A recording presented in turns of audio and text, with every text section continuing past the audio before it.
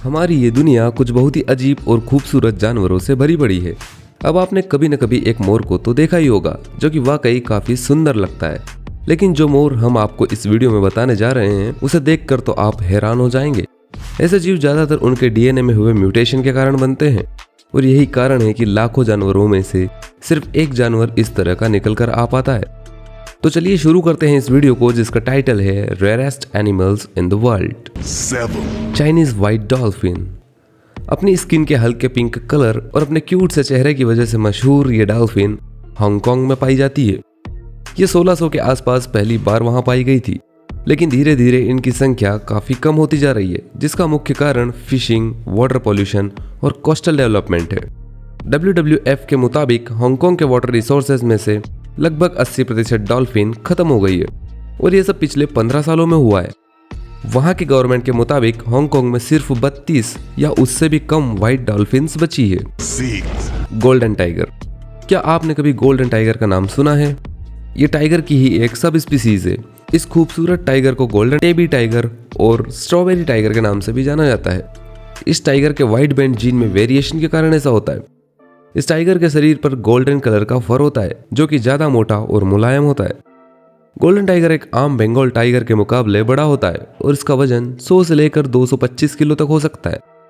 पहली बार golden tiger तो Bengal tiger की मीटिंग से फ्लोरिडा में 1983 में देखने को मिला था, और इन्हीं दो बंगाल टाइगर के बीच हुई मीटिंग से ये व्हाइट कब्स भी इस दुनिया में आए थे, क्योंकि बंगाल टाइगर के जीन्स में व्हाइट टाइगर के लक्षण भी पाए जाते हैं। आज के समय में गोल्डन टाइगर इस दुनिया में बहुत ही कम नंबरों में बचे हैं, और इनकी संख्या 30 से भी कम रह गई है। अखल टेके हॉर्स। इस प्रजाति के घोड़े को दुनिया के सबसे खूबसूरत घोड़ों में से एक माना जाता है, क्योंकि इनकी खूबसूरती का राज है इनकी मस्कुलर बॉडी और गोल्डन शाइनिंग स्किन। दूर से देखने पर ये हॉर्स किसी घोड़े के स्टैचू की तरह ही दिखाई पड़ते हैं। यह हॉर्स तुर्कमेनिस्तान कंट्री का नेशनल एनिमल है, और इसे गोल्डन हॉर्स के नाम से भी जाना जाता है। इन घोड़ों को एशिया के रेगिस्तानों और मैदानी भागों के लंबे सफर तय करने के लिए उपयोग किया जाता था। इस ब्रीड की पॉपुलेशन दिनों दिन कम होती जा रही है, पर अब ये 7000 से कम ही बचे हैं, और इनकी संख्या को बचाने के लिए लगातार प्रयास किए जा रहे हैं। White lion. इस लायन का तो आपने देखा ही होगा, लेकिन क्या इसको आपने कभी देखा है? काफी खूबसूरत सा दिखने वाला यह लायन अफ्रीकन लायन का ही रिश्तेदार है। ये अनोखा लायन अफ्रीका में आज से 400 साल पहले दुनिया की नजर में आया था। इस लायन का व्हाइट कलर इसके जीन्स में म्यूटेशन की वजह से होता है, जिसमें इसके शरीर में मेलानिन प्रोड्यूस नहीं हो पाता और इसका कलर व्हाइट हो जाता है।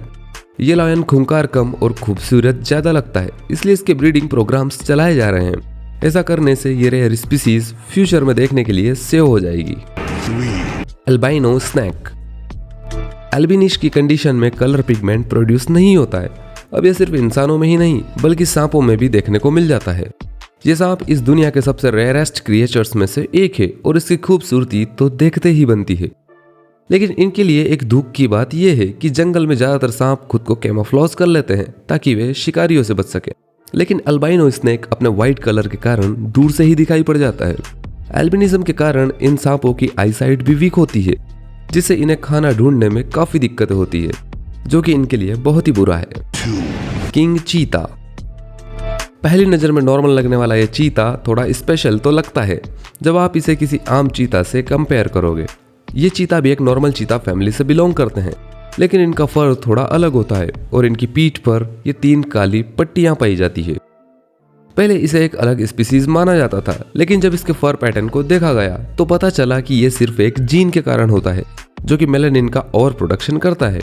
ये बड़ा और सुंदर दिखने वाला चीता इस धरती पर पाए जाने वाले जानवरों में सबसे ज्यादा रेयर है, क्योंकि इनकी संख्या 30 से 50 के आसपास ही है, और इनमें से 10 से भी कम खुले जंगलों में पाए जाते हैं, और बाकी के चीता को नेशनल पार्क्स और रिजर्व एरिया में रखा जाता है।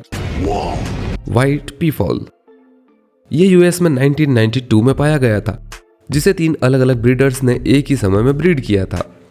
इस प्रजाति का मेल पीकॉक पूरी तरह से व्हाइट नहीं होता है, क्योंकि उसके शरीर का 20% हिस्सा कलरफुल होता है, लेकिन एक फीमेल पीफॉल पूरी तरह से व्हाइट होती है।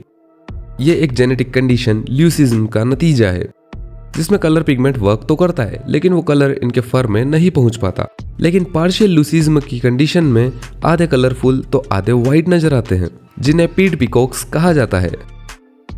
तो कैसे लगे आपको ये खूबसूरत और रेयर जानवर, कमेंट करके हमें बता सकते हैं। साथ ही हमारे चैनल को अभी सब्सक्राइब करके ऐसे वीडियोस आप रोज देख सकते हैं।